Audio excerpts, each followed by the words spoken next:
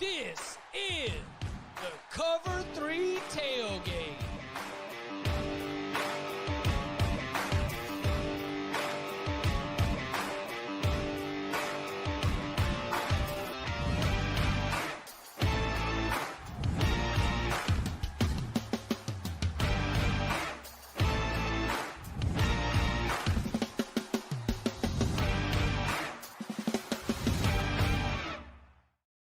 And welcome back to the Cover 3 podcast here on CBS Sports. That's Tom Fornelli. That's Danny Kanell. That's Bud Elliott. I'm Chip Patterson coming to you live at youtube.com/cover3 and everywhere you get your podcasts on demand. Thanks for hanging out. Smash that subscribe, smash that like, and come and join us in the chat, a.k.a. the Cover 3 Tailgate. We got updates on injuries. Yes, we see you in there. We've got updates on the late night action because, yes, in the tailgate, they have come and they said, what in the world happened in San Diego with Cal? Yeah, we will diagnose that and so much more. Of course, we are going to be reacting to the new changes in the AP Top 25.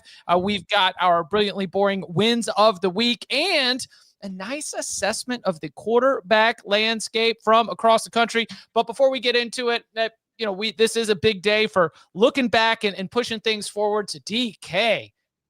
Lincoln, Nebraska, the rail yard. I thought y'all's setup was cool. Got a lot of fans who hung out, a lot of fans moving around, some traffic.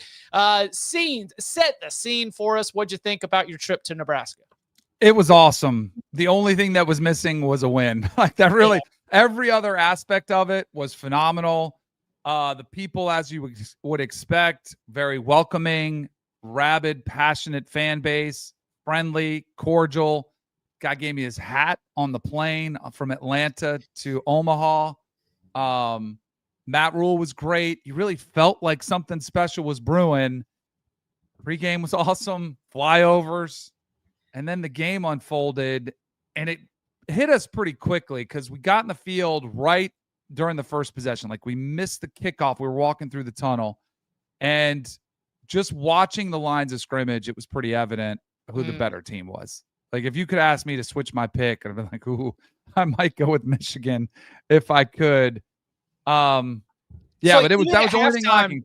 So even at halftime, you had seen enough at field level to understand which way this thing was going because without this through the stadium, they get that last push, they get a couple breaks, and of course they get the wild play, the heave to the end zone right before halftime. Even then, you were like, yeah, but. Yes. Football's decided here, and that's and a lot of the time was watching kind of behind Dylan Raiola in that first quarter. There's a lot of pressure on him. He's running around. I know Tom went off on him. I would tend to agree. I think the stat line was very misleading. Like if you walked away from that, he had 300 yards and he had 3 touchdown passes. I mean, it really came down to 3 plays. He had the Hail Mary, he had the beautiful touchdown pass in the first half, and then he had the late drive down the field when Michigan really was just kind of playing prevent. But the lines of scrimmage, and then I would say on the offense or the defense side of the ball for Nebraska, it was evident too that they clearly were starting to establish things in the ground game. And that was the thing that was kind of disappointing in the fourth quarter when they were down 10. The crowd, which had been epic all day, they were losing energy, and you could tell they were pretty deflated. And they came back to life a little bit during that last drive, but then couldn't get the onside kick. But it was great. It was a great atmosphere. They were awesome. I'd recommend it for anybody who's a college football fan to go see the Sea of Red. They delivered. Bud Crawford was there. I know he was there leading out the team, and then he also did something in the fourth quarter where he wound up one of those things that Michael Irvin was doing. Oh, yeah, they're all copying the Carolina Hurricanes. That's right. They are copying the Carolina Hurricanes, the originators of it. Tom Osborne was in the house. Tommy Frazier was there. Like they were celebrating the 95 national championship. Couldn't say enough about Nebraska. It was awesome. Amon Green. Did you have a Runza? Amon Green was that. I did not. Somebody hit me up. It's like, you got to try a Runza. And I was like, is that going to make me Runza to the toilet? It might. Because I didn't know what it was. And I Googled a picture. I guess it's like a pocket sandwich. Yeah. Is the way it was described. It's a very Midwestern thing. Yes. Yeah.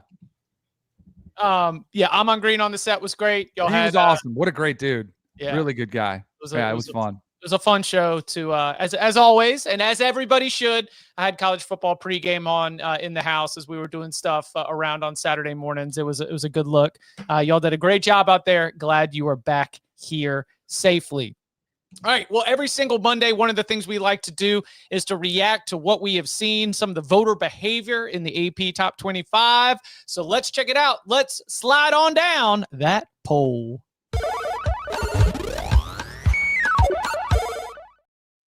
All right. Now, I'm very interested here because I don't know if Danny realizes how influential he has become. Okay. An internal memo from among high-level editorial voices, raising awareness around Danny's top 12 and others aggregating it for possible incorporation in places it may not be landing across platforms and discussions of the rankings every week. It is notable because Danny has Miami number 1, and the polls have Ohio State in the top spot.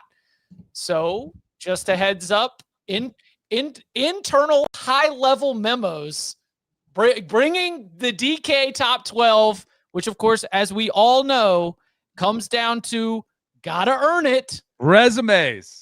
Got it. Resumes. Right there. So Miami has 7 first-place votes in the new AP Top 25. That is more than Penn State. That is more than Oregon. That is more than Oklahoma. It is significantly less than Ohio State's 52, but Miami moving up from number 4 to number 2 is some of the we did not have a ton of movement within the top 10, but this certainly stands out as one of the biggest adjustments here. DK, did Miami as your number 1 team in the country, are you encouraged to see the AP voters starting to jump on board as well? Yes, clearly they're watching the DK top 12 very closely and probably adjusting in the process. I do think it was one of those games, though, that you looked at and it wasn't the prettiest, but I think that's what great teams do. Like, they find a way to win when maybe their offense isn't clicking the way it had been earlier in the season. You know what else great teams do? They dominate the line of scrimmage. We were just talking about that Michigan-Nebraska. It is becoming evident that Miami's offensive and defensive lines might be among the elite, crews in the entire country. Able to get a back over 140 yards, able to get after the quarterback all day. And I do think it's interesting because I've started to notice a lot of push in a wide open Heisman Trophy race that a Miami defender's name is starting to come up from some people. One, Ruben Bain, who did have a half sack, had 2 tackles for loss, but was pretty much wreaking havoc all night long. He is a special player. I don't know if I would back that from a gambling perspective. It is hard to win that award, but that was all. It was dominant. To me, it does come back to the resume, though. I know Florida's like, oh, it's Florida, but it's still an SEC school. USF, still think was a really good win, the way they dominated that game. And Notre Dame, like, who's has better complete body of work than the Miami Hurricanes so far? The issue there is that Miami is not going to have the remaining primetime games for him to sniff the Heisman. You get Louisville in 2 weeks or 3 weeks. You get Florida State in 2, but then turn the page to November. Stanford's awful. SMU is looking like a 7-5 type team. Cuse may make a bowl, maybe not. NC State very much teetering on bowl eligibility. Virginia Tech is obviously like they're a zombie team at this point. Like, if you look at who played on defense over the weekend, it's pretty clear they have a lot of guys who are injured and probably looking towards the portal. And then they finish at a Pitt team who has Eli Holstein, who's the 2nd worst rated passer in the Power 5 by PFF and has 3 times as many turnover-worthy throws as he does big-time throws this year. So I just don't think they're going to be in the national consciousness enough, even if they're like a top 5 team. Like, they might get some decent time slots, but I don't think those slots will rate, compared to like somebody from the Power 2 leagues. But what if we just come on the show every episode and talk about how Ruben Bain should win the Heisman? It worked for Tyler Warren. Let's do it again. That's what I'm saying. Unfortunately, he's amazing, he'd have to be leading the country in sacks, where he's not. He's got to pick up the slack there. But I do think it would be an opportunity to buy Carson Beck potentially low, as he's fallen a little bit because he wasn't great. And you mentioned the schedule; he may not have primetime opportunities. He's going to, though, against Florida State in a couple weeks. But he could amass. It could be a stat padding season for Carson Beck. So at the end of the year, and if Miami does get to the ACC championship game and won it, that could be the only opportunity he would need right before the votes are submitted to have that chance. So I think Carson Beck's probably the one from Miami you should back. Danny, to your point on the D-line, man, I think it's the heavy-handedness of guys like Bain and Mesidor. Like they have enough speed, but the power rush those guys have off the edge. Nobody in the country has something like that. Like, you might like Oklahoma's D-line better. I get it, because Marvin Jones Jr. is finally being what Georgia and Florida State hoped he could be. But I mean, like that power rush off the outside, especially with how they play the run game, is incredible. Yep. Tom, Bud, what stood out about the new rankings as they have reset as we prepare for a loaded Week 5 schedule?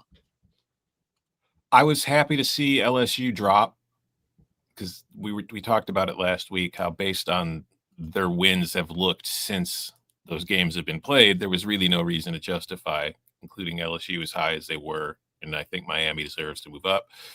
Other than that, there weren't really any ballots that were crazy to me. But my favorite thing was just kind of looking at the teams where there's so many varying opinions on. Like, who's the biggest, widest gap between our highs and lows? Yeah, like the teams people can't really seem to get a read of. Like, Mizzou was as high as 9th on one ballot, and it was unranked on others. So it's like, that's a huge gap. Although I will say the person who ranked him 9th did go to Mizzou. So he's whoa. We're talking about journalists here. There's like Mizzou, Syracuse, Northwestern. You've got a decent. There's like a 33% chance somebody who voted in the AP poll went there. Yeah, I get it, but he's still the second biggest Mizzou fan behind me. Notre Dame as high as 10th, but unranked on 24 ballots. Like, that I understand, because they're 1 and 2, and we talked last week how they shouldn't be ranked until they at least win one game. There's no reason to put them on your ballot. So clearly some people are still clinging to that. Auburn, after their loss, still as high as 14th, but also left off of 37 ballots. Tennessee is as high as 9th, but also left off some ballots. Alabama as high as 10th, but also left off some ballots. Just a lot of variance in these teams. And 4 of the 5 come from the same conference. Interesting. The Notre Dame thing is you said 24. That's almost a third. That's a third of the voters here, not including Notre Dame. So that 10th is the way the voting points work. That 10th is doing a lot of work to have Notre Dame at 22nd. I mean, you throw out that ballot, they're unranked probably. Do they do like a golf handicap? Do they throw out the outliers, like the high and the low? So. Because no, it's all somebody has them calculated at 10, which is clearly going to weight that pretty favorably towards Notre Dame, which is absurd. Kirk Kenny had him at 10. Danny's boy Koki had him at 13, and then Brett McMurphy, our friend, had him at 15th. Those were the highest, and I do feel like if those 3 just moved him down a little bit, Notre Dame's probably not ranked at all. Yeah. I totally respect what Koki did, man. LSU played a nobody this week. He used the ballot to get a bunch of clicks. Like, I mean, just be honest about it, but I respect the hustle. But anything keep the numbers up, man. Look good for Gannett, right? Anything stand out to you, Bud? So we have 25 undefeated P4 teams right now. Like, that's still a lot of movement left to come. I don't think Utah should have been dropped out, to be honest. Texas Tech looked really good to me, and that game kind of spiraled a little bit with some of the turnovers. I think Vanderbilt's pretty damn good, man. Honestly, I don't really know why Florida State drops. I mean, their resume to me is better than what LSU has right now. Like, Florida looks like crap. Clemson looks like crap. Florida State, beat Alabama by 2 touchdowns, and Alabama has looked great in all their other games. So, I mean, I'd make the case for LSU over FSU. At least they have multiple Power 4 wins. I'm okay with that. Against teams that aren't going bowling. Yeah. Yeah, but I'm going to value Clemson more than I'm going to value beating the dog piss out of Kent State. Yeah. Sure. Yeah. But I understand fine. None of LSU's wins are as impressive as Florida State going on the road and beating Alabama by 14. So if you want to go by best win, I have Florida State ahead of LSU on my ballot, so I'm not disagreeing with you.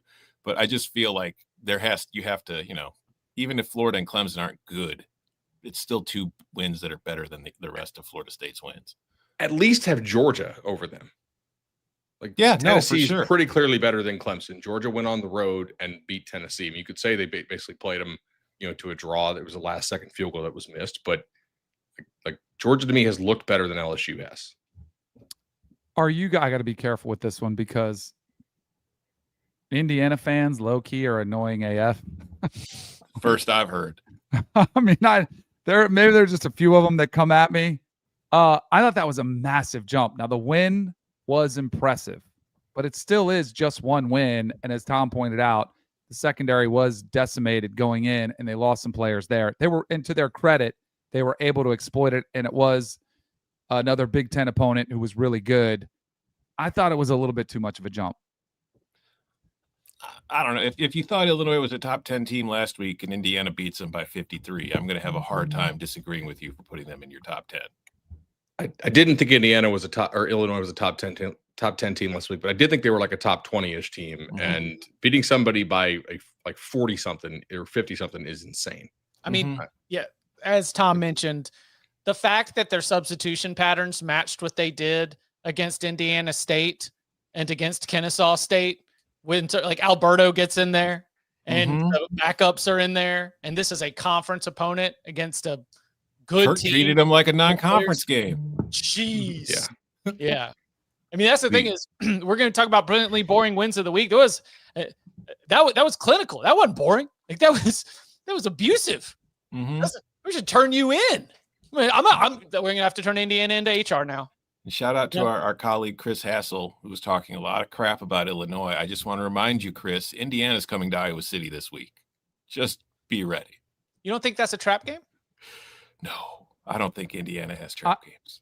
I think there's a few teams. I think Oregon's one of them because of the way their postseason ended.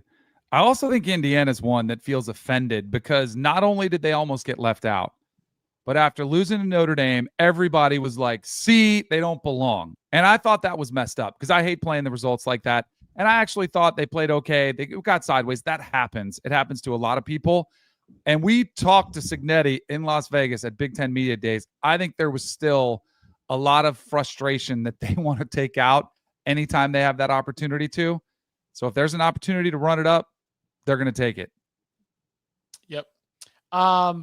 Anything else? Again, as we said with tomorrow's top 25 on Saturday night, you had 6 of the top 14 teams didn't even play last week. There was a lot of sort of, stale movement within the rankings, but Oklahoma gets the predictable bump up a few spots. Auburn does hang on. Tom, what about the Illinois side of this? Do you agree, disagree, feel one way or the other about the fact they did hang on? I projected they would fall out, but they do end up hanging on inside the top 25.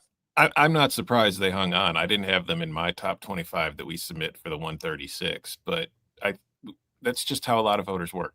You slide down. It's the 53-point aspect of it doesn't matter. It's a loss. I'll punish them. I'll only put them at 20. Yeah, like you went up. Hey, but also to support them, you went on the road against a very, very good team, and you took a loss. You also didn't take a loss. You took a beating. Belt to ass. Yeah. All right. Coming up on the other side, we go under the hood upon further review and some notable injury updates and some notable budget updates. We'll explain and more next. Only CBS Sports can bring you big time during the heart of Saturday afternoons. It's big time. It's big time. It's big time. It's big time. On CBS and streaming on Paramount Plus. Back here on the Cover 3 podcast, and now it's time for the brilliantly boring wins of the week, brought to you by PNC Bank, where we highlight the boring actions that make the biggest difference. Financial wins and football victories don't just happen. They're built on dedicated, consistent, and often unseen work behind the scenes. It's the tactical moves and plays that create the foundation for show-stopping moments in life and on the field. And when I was looking for somebody who just put together a meat and potatoes performance, Danny, I'm going back to Lincoln. I'm going back to 290 rushing yards on 31 attempts from this Michigan team. The 149 of them coming from Justice Haynes, but then you get a long run from Jordan Marshall, a long run from Bryce Underwood. You were field level. You mentioned it a little bit at the top of the show. Do you think that this Michigan performance is going to be what we should expect from them in terms of leaning on that ground game for many more brilliantly boring wins in the future? Yes, I do. This team very clearly has an identity. I know against Central Michigan, there was a lot of conversation about, oh, Chip Lindsey, he's allowed to cook now and he can open things up. I do think that was more about the competition. They're still a team that wants to be physical. They want to run the football. And the thing that I think makes them dangerous, Bryce Underwood, I think obviously everyone thinks he's special. I had my doubts, and his numbers weren't great, but I thought he was in complete control. He was very poised. He did exactly what they asked him to, didn't make the big mistake play. And there were a couple plays he just missed. And I went back and watched his game against Oklahoma. Same thing.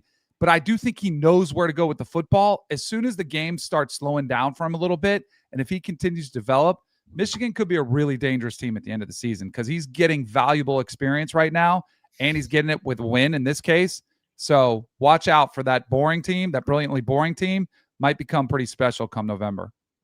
Also, do you know who is second in the nation in receiver drops? Bryce Underwood. Bryce Underwood. And that Michigan receivers have dropped 11 balls so far this year. Like, those receivers suck. If he had an average P4 receiving core, like if you give them Nebraska's, they win that game by 40. PNC Bank thanks you, Bud, for your fine celebration of the Michigan football program. And those were the brilliantly boring wins of the week, brought to you by PNC Bank. Brilliantly boring since 1865. Brilliantly boring since 1865 is a service mark of the PNC Financial Services Group, Inc. PNC Bank, National Association, member FDIC. All right. I mentioned that we had a budget update of sorts. I know that you were, Bud, you've been dialed into this on the Virginia Tech side. You want to illuminate what this means for the Hokies and their coaching search, which is officially ongoing, though obviously we're not expecting much movement till later. Yeah. So Doug Bowman of V2 Scoop, our excellent Virginia Tech site for 24/7, oftentimes joins us there on Summer School. He reported today that Virginia Tech is going to increase their athletics budget by $47 million. So, that is totally stepping up to the plate there. He also reports investment will grow over the next 4 years to approach $212.5 million by fiscal year 2029. This is in conjunction with the meeting they had last month where athletic director Whit Babcock told the board of, everybody has a different thing. It's either like board of governors, board of regents. I guess there's the board of travelers or something like that, which is kind of a dope name, to be honest. But he said that our expectations don't match our spending. And so if we want to have high expectations, we need to have some spending. And I don't know exactly where the money's going to go here, but like, to me, Tech was very different than Wisconsin. Like, to me, Wisconsin is spending and Fickle's just not winning, right? Tech, I don't think was spending. I mean, it was very clear that the top SEC programs were treating Virginia Tech like a farm team. And maybe this helps stop that a little bit. John Mayer and the Board of Travelers. That's a band you go see. The Board of Visitors meeting is set for September 30th. Internally, Virginia Tech is very excited to let anybody and everybody know about how they are going in, and they are going hard, because that is the messaging that they need to send to candidates that are going to ask, what am I going to get to come to Blacksburg right now? I mean, this is as every athletic department that is not currently in the Southeastern Conference in the Big Ten is looking at that 2029, that 2030, and just sort of thinking about all the different ways that college sports and college football specifically are going to be changing.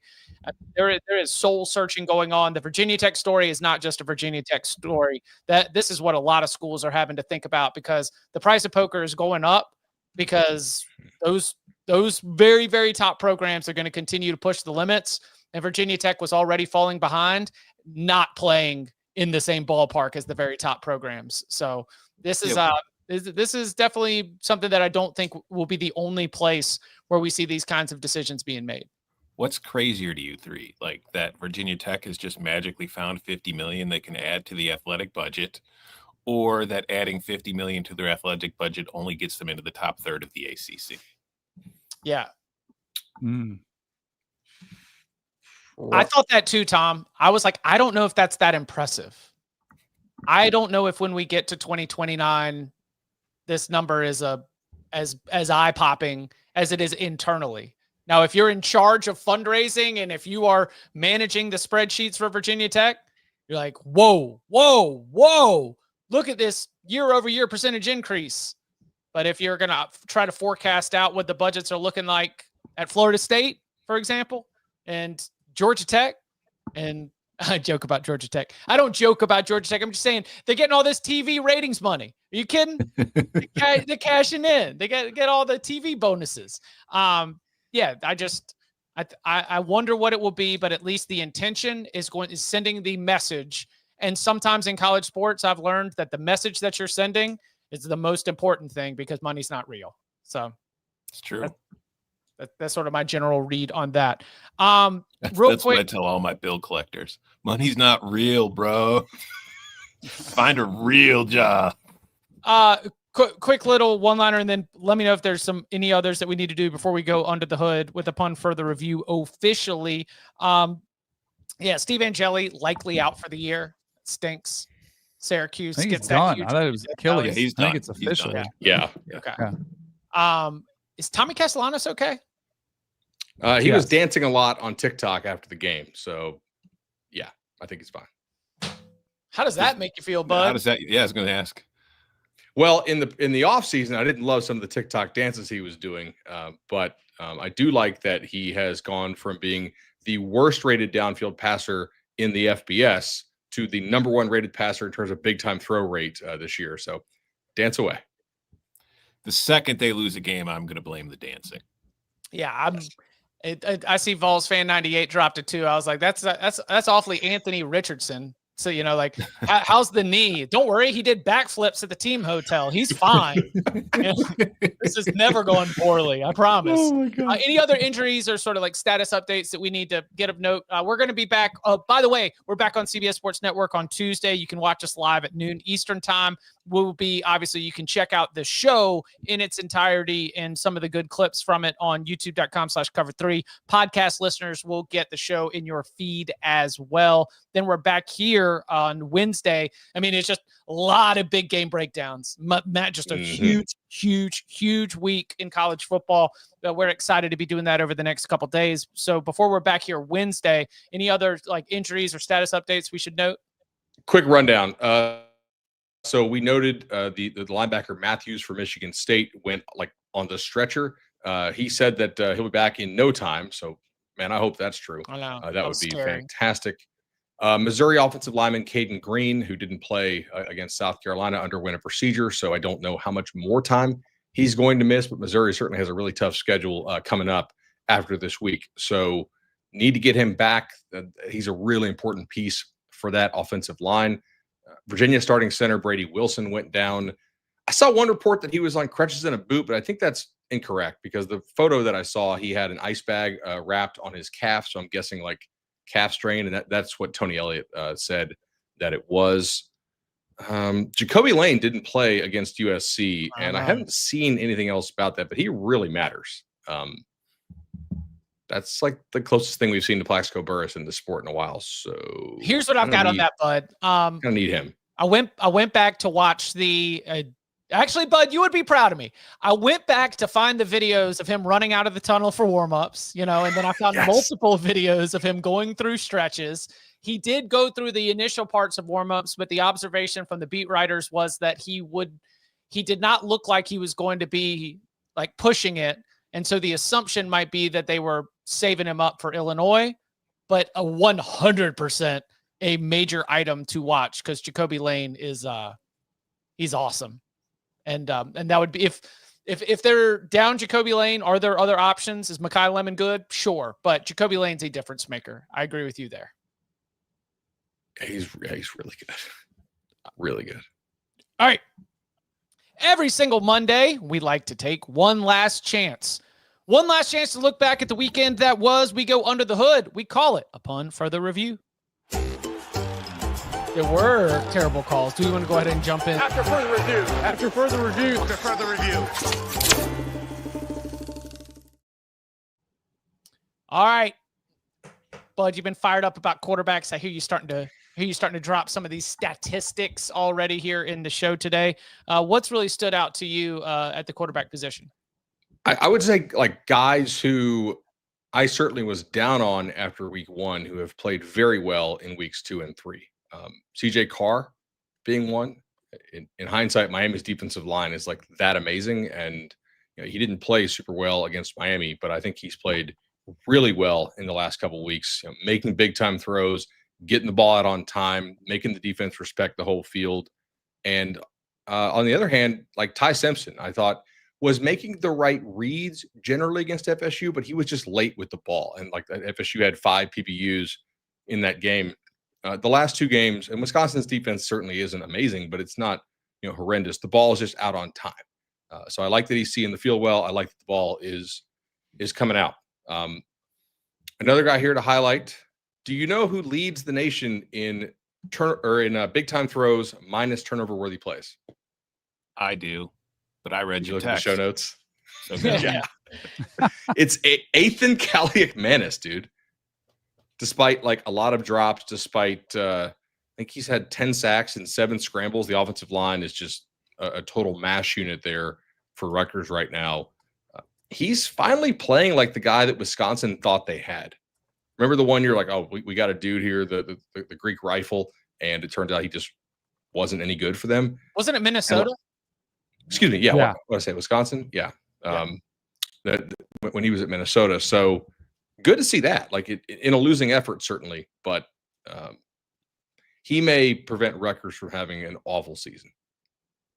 Yeah, he stepped up. He's brutal. Yeah, he stepped up. He answered the call right there. That defense is falling absolutely apart. The run game is not there. If you have ever wondered what Rutgers would look like if they were just out there playing like what kind of hero ball is that? When you've got your quarterback's got to go get it done himself. Ethan Kaliak-Manis is definitely all over it. QB also mock drafts. Go ahead, Tom. No, just inside mock drafts. Chip. Yes. I'm going to start when I do my first mock draft this spring after the season is over. Anybody. Oh, my bad. Sorry. Just erase all that, Mikey. The live listeners will know that I'm going to put Ethan Kaliak-Manis at 1-1 on my first mock draft just to see what happens. Just to see what happens. Just to see if draft machine. Yeah, just to see if the mock draft, the mock draft enterprise is the ready echo chamber. Let's find out how heavy that echo is. Come on, let's go. I mean, if Mitch Leidner can get first round NFL draft buzz, why can't Ethan Kaliak-Manis? Come on. Do you know? So we mentioned in the PNC segment that Bryce Underwood has suffered 11 drops. Do you know who leads the country in drops suffered? It's Malik Washington. Mm-hmm. Dude, Malik Washington is balling. Like that completion percentage is totally misleading. Maryland's receivers can't catch a cold, and he's still 8 touchdowns, 1 pick, making good decisions of when to leave the pocket in the run game. I think he's going to save Mike Loxley's job. And should. Hell yes. Yeah, he's so much fun. Dude, they hit on him. Yeah. Yes. That was one of those games where there were 2, obviously, oh my gosh, Wisconsin is falling apart at the seams right now. Was, kind of a big prevailing storyline developing as you're watching the game unfold. But then also just watching Malik Washington stand in there and make big throw after big throw. It's really fun. I don't know why I find myself more enthused by this, but especially the idea that Maryland, they join the Big Ten, they get put in the Big Ten East. They're just getting pounded just every single year. It's been a while since Maryland football fans, I think, have had something to kind of get buzzy and be excited about. And man, Malik having a really, really exciting young quarterback. I sometimes go on, I sometimes go on the radio in Baltimore, and at the beginning of the season, they're like, what's a real expectation? And I was like, you develop Malik Washington and you keep him from transferring. That the only goals for this season are to put in the building blocks, because this fan base has really lacked for something that they can jump on hold of and be like, there is a plan here. I see a runway. This is what year 1 looks like. And year 2, we want to see progression. And so to be able to have that and to have him be a local kid too, when you hired Mike Loxley, the goal was if there's a stud here in the area, then he's going to be able to use his own connections to go and lock him down. That comes through as well. So it's as long as they can develop him, keep him healthy, and hold on to him, that's an exciting storyline that might not pay off in 2025, but at least we're going to continue to monitor moving forward with the Terps. I think they'll be able to hold on to him. That's great. Get him a nice no-show job at Under Armour. Go full Clippers, just Kawhi Leonard style. He'll be there. No-show job in no-show job in college athletics. What's the first reference that comes to mind? NCAA president. College ball playoff committee consultant. I was going to say that Syracuse car wash. Remember the Syracuse basketball players? They all had jobs at that car wash. Didn't really require all that much actual work or attendance. But damn, that was some good stuff right there. I've got a few. I've got a few quick hits or one-liners, a little bit more off the radar stuff. Tom, Danny, anything that you want to make sure we hit here in a pun for the review? The Calgorithm. Yeah, we mentioned that. Yeah, they were. I think it was 20 or 27-0 by the time we finished up the recap show. It finished 34-0 San Diego State win. JKS, we've seen it now 2 weeks in a row. Like his final stat line was 17-38 for 208 yards, no touchdowns, 2 interceptions. And that's by far the worst game he's had so far this season. But we kind of saw, if you watched the Minnesota game, Cal won 27-14. But you started to see in recent weeks, like any young quarterback, when you get pressure on him, he does some boneheaded stuff. And I haven't gone back to watch this game. I haven't had a chance to do it but looking at the stats, he was pressured more in this game than he was in any other game he's played so far. And he had his worst game. He was pressured quite a bit in the Minnesota game, and his numbers overall were not spectacular. So the more you see of the kid, the more that's going to be out there for teams to figure out what his strengths and weaknesses are. And they're starting to adjust. And now he's got to adjust back. He still has a great arm. He still makes some incredible throws, but he's going to have to, learn how to deal with that. Did you see Justin Wilcox's post-game press conference from this game? I was in bed. He called today one of the most important days of the season. He said this game, talking about the game of football, he's like, if you are not paying attention to your details, if you are not locked in, this game will make you pay. My interpretation of the press conference and what he was talking about, he did not think that his team took this game seriously. And the ass whooping that they received from San Diego State was a reflection of that. Cal is not, let me try to make sure Cal is not good enough to take any game lightly.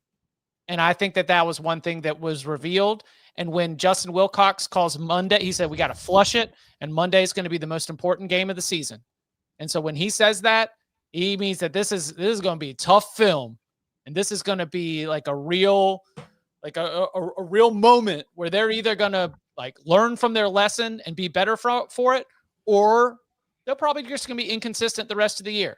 Capable of beating a power conference opponent like they did against Minnesota, capable of getting shut out by San Diego State and Snapdragon Stadium. So definitely something to keep an eye on moving forward. I don't think it was just JKS. From Wilcox's stock did take a hit though. Yeah, it took a pretty rough hit on opening day. That was a rough IPO for JKS. I have another quarterback related. This one, the stock is on the rise because some people are saying there could be a quarterback controversy brewing in Oxford, Mississippi. There is no quarterback controversy. They have found their guy in Trinidad Chambliss, who's been absolutely outstanding through 2 starts, 6 total touchdowns, 0 turnovers, 2 wins. And that's why Ole Miss is favored this weekend against LSU in their home game against LSU, 3:30 this week. This could get uncomfortable too, because Austin Simmons, and this will be one where we find out just how much money comes into play. I'll be shocked if Lane goes back to Austin Simmons. If he does, it would tell me it's more about the price tag and the investment in Austin Simmons than it is about play on the field. But ultimately, Alane's got to win games, and he can't lose the locker room. That's why I think they found their quarterback in Chambliss. I think it would depend on how Chambliss looks when they play some teams with real athletes on defense. But you're still starting him. Probably, but also it depends on like I mean, the sample set is what, like 7-ish quarters against a G5 team in Tulane, which is a really good G5, and Arkansas, which is like we had Trey Biddy on summer school. Like we have Arkansas sources. They knew they were cooked on defense in the preseason. Like they knew they did not have players. So I don't put a lot of stock in him carving Arkansas. He did look great against Tulane. I mean, he's just taking care of the ball so well. I agree. And in Lane's offense, if you just let Lane scheme it for you and you make the open passes, you can go really far. LSU will be a different test. We also have seen Austin Simmons against Kentucky. That wasn't good. Right. That's true. And he's got 4 picks on the year. He wasn't good their first game either. Mm-hmm. I don't know who's the most plugged in here out of the three of you on the Ole Miss NIL matters, but is it almost certain Austin Simmons is higher on the payroll than our D2 transfer from Ferry State? Yes, yeah. Safe assumption. Okay. Hold on, let me text my sources. Do we think it's like? Do we think it's like yes? 10x? Yeah, I do too. Yeah. I mean, that's what I'm saying. Danny, I think that's a good point. How much does money play a factor? Like, is there somebody who is out there and financially invested in making sure that Austin Simmons was going to be the starting quarterback here?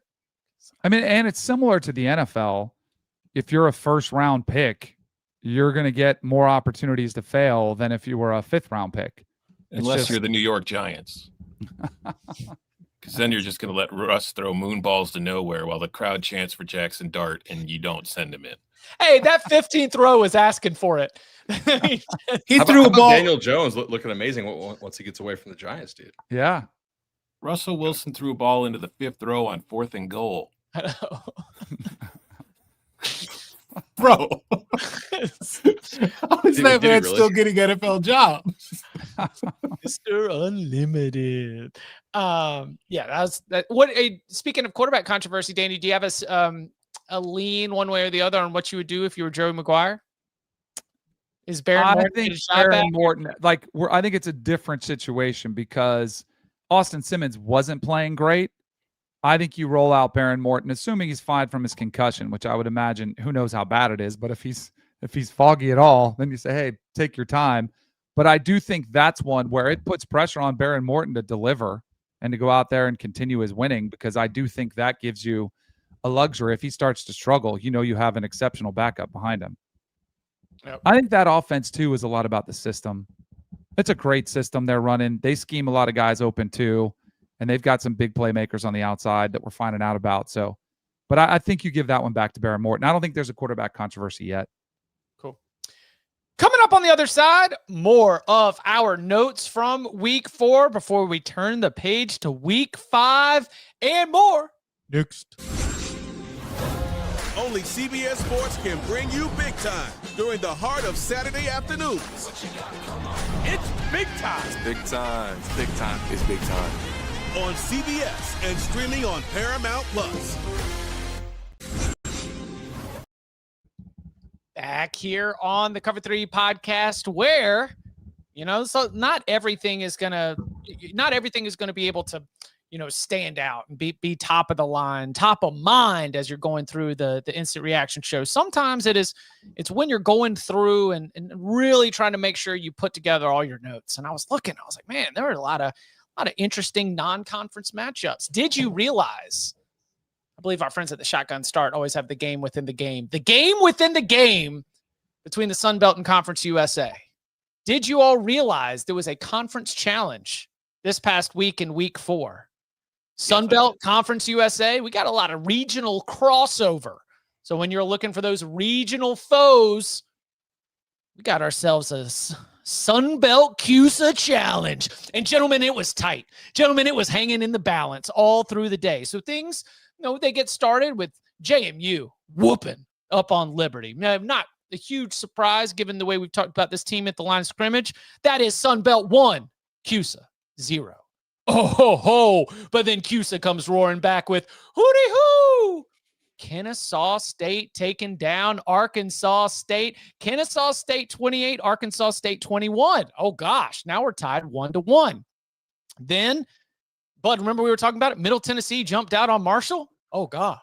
Oh, is CUSA going to jump in front and take this one right here? No. Tony Gibson's crew responds. Marshall 42, Middle Tennessee 28. Now it's 2-1 with the Sun Belt lead. Then I know that we had Bud on Southern Miss. We had Tom Sprinkling Southern Miss. But Louisiana Tech, Sonny Cumbie said, no, sir. Louisiana Tech 30, Southern Miss 20. So it came down to the last game. It was 2-2. Sun Belt CUSA and ULM Bryant Vincent and the Warhawks get it done narrowly, 31-25. Those are final scores that included 28-21, 30-20, 31-25. Congratulations to the Sun Belt for winning the Sun Belt CUSA Challenge 3-2 here in week 4. It's going to be huge for the NIT field. It is. Also, did you all see Toledo, Western Michigan? It happens every year. He's the Mario of the MAC. Did you see how it happened? No, how did it happen? They had it was 4th and 10. They had Western Michigan dead to rights, middle of the field, gave up a 25-yard 4th down conversion, and Western Michigan ran it all the way down to end up winning. They were up 13-7, had them on 4th and 10, and couldn't get off the field, gave up a long conversion. Western Michigan gets all the way to the end zone, walks it off 14-13. Every single year, Jason Candle gives us one of these. And now the Rockets pick up a conference loss that they definitely did not need. And the Mario of the MAC, as Bud just called him right there. Consistency. Hey, you know what? You are right. At least they are consistent throughout all of these things. All right, what else from the weekend? I got one. All right. Upon further review, the Texas Longhorns social media manager should be fired. Whoa. For going out there and actually bringing attention to something that I don't think was a huge deal. Like, I didn't love it.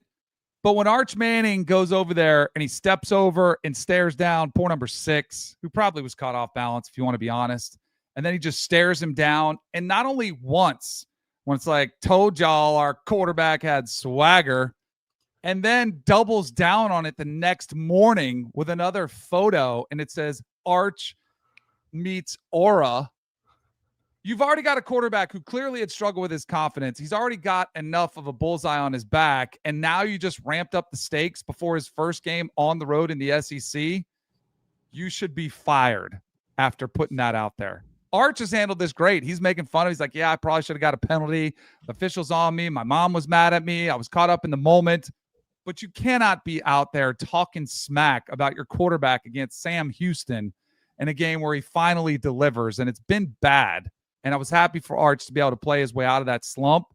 But that was atrocious behavior. Somebody's got to take the phone away from that kid. Listen. Whoever it is. Listen. All Arch was doing was letting that kid know that y'all ain't scoring a point in the first half. You're not scoring a point in the second half either, because we are going to bring home the sicko parlay. How dare you get in my way? Did you, one favorite little side rabbit hole of this, I saw some BYU media digging up Steve Sarkisian celebrations. Yes. Did you see who that was against, though? It was against Kansas State. Like, it was a good opponent. It was not then. It wasn't. Not then. Yeah, not Kansas State was not good back then. Yeah. Yeah, it's like, oh yeah, you think Steve Sarkisian's gonna be mad about this? Let's review back to what this guy was looking like celebrating on the field. Yeah. Kansas State was the Sam Houston State of the Big 8 at that point. Jason in the tailgate, great point. UCF had a way better social media. Mhm. Yeah, they did. Not as good as not as good as whoever's AI that was. that had Bill and Jordan going at it on the sideline. Oh my God. Yeah.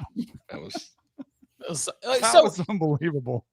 Here, I actually, I wouldn't say I got it pushed back, but there was a little bit of clarification. Like, oh my gosh, you guys didn't talk Belichick more. You guys didn't like go in on North Carolina or talk about like the UCF game more on the instant reaction show.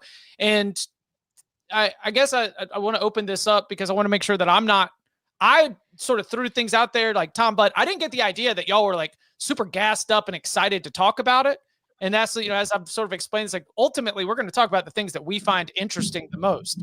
Now, John Talty wrote a great column about, the Bill Belichick experiment. And there were some other stories on CBSSports.com that did get a lot of traffic. Like there is data that shows that there is still interest there. So I wanted to make sure that I'm not preventing anyone here on this podcast from voicing out a lot of interest in the train wreck that's going on right now.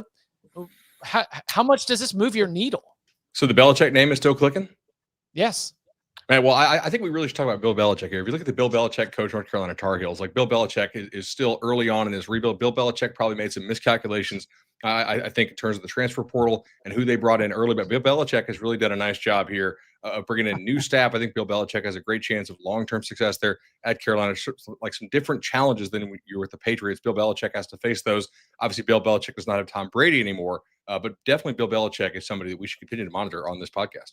Those are interesting thoughts on Bill Belichick, but I will also remind you, Bud, that when it comes to Bill Belichick and his very slow start at North Carolina, when Deion Sanders first came to Colorado, the Buffaloes also got off to a very slow start. And in the second year, Deion Sanders and Shadur Sanders and Travis Hunter and the Colorado Buffaloes really all took a step forward. So we should not write Bill Belichick off. There is still a chance that Bill Belichick's North Carolina Tar Heels could come together in year 2 and take a tremendous step forward. And maybe Bill Belichick can add a college football playoff title to his Super Bowl rings. And you know what else he had? Deion Sanders at least had Shadur Sanders, who was on his team, that was able to play pretty well for him, even though Shadur's draft stock dropped. And you know what else he doesn't have? Arch Manning playing quarterback for him, because Max Johnson or whoever he's playing a quarterback isn't Arch Manning. So Bill Belichick has his hands full, clearly. Bill Belichick did. Yeah, one thing Bill Belichick did at New England is that he sometimes used players like Mike Vrabel 2 ways. And I think if you look at what Deion Sanders did with Travis Hunter, that is something maybe Bill Belichick should consider doing here at North Carolina. You have a couple players on UNC who are probably way better on both sides of the ball than what Bill Belichick has on that single side of the ball. I mean, it's not as I said Saturday night, it's not a good football team. No. Who, Bill Belichick's team? Bill Belichick's football team is going to generate lots of rumors about coaching searches and futures and contract buyout. Bill Belichick. What is Robbie Callan, CBS Sports buyout? Bill Belichick. And Tom Brady ain't walking through that door. Yeah. Tough. Watching the Bears dominate. Yeah, North Carolina will be off this week. Then they return to action in Chapel Hill on October 4th against the Clemson Tigers. We're in their own world of hurt. I mean, that is the saddest game between two Hall of Famers in their own respective sports, as we've seen in quite a long time. Then they're off again. Then they go out to play Cal. Then it's just kind of a wild series, wild part of the schedule right now for North Carolina. Do you know what I don't think you would have seen, though? Like, if Arch Manning played for Bill Belichick, you would have never seen Bill Belichick tolerate Tom Brady flexing on somebody like Arch Manning flex on the guy. So I think the Bill Belichick standard and the Belichick way certainly would not have tolerated that behavior from Arch Manning.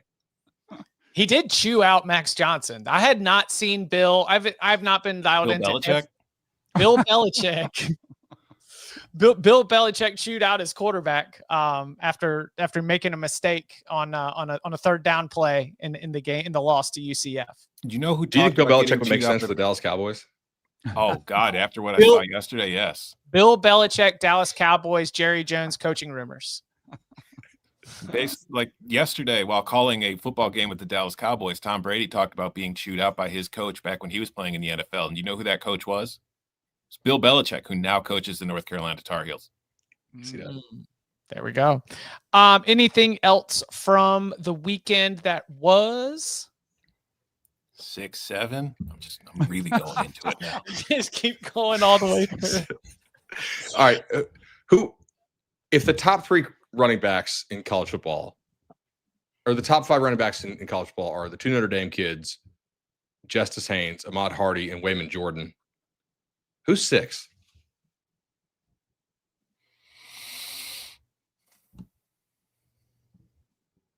No, you got me. I don't want to leave somebody out here. I don't know. I feel like we have a really good 5. Yeah, I don't know if there is a 6th. I mean, it could be Nick Singleton the or Penn State Katron guys, Allen. yeah. Yeah, but it's until they play a team. I'm not including them. Mark Fletcher. He's been great. Did you say Jonah Coleman? We talked about him on Saturday night. I did not say him. Jonah Coleman, stat-wise, but we also need to see. But I think Jonah Coleman's a good player. Like Jonah for sure. Yeah, they're good, good yards. But that's a Wayman Jordan, for example, is one of those. Like, I did not come into this season with Wayman Jordan on my list, and then you watch him play, you see what he's able to do. You're like, oh wow, okay, here we go. Jonah Coleman's been on my list as one of the Big Ten's best running backs already. There's a kid in Raleigh who's pretty good. Yeah, Hollywood Smothers. Yeah. Hollywood Smothers. Guys, Wolfpack ending up on the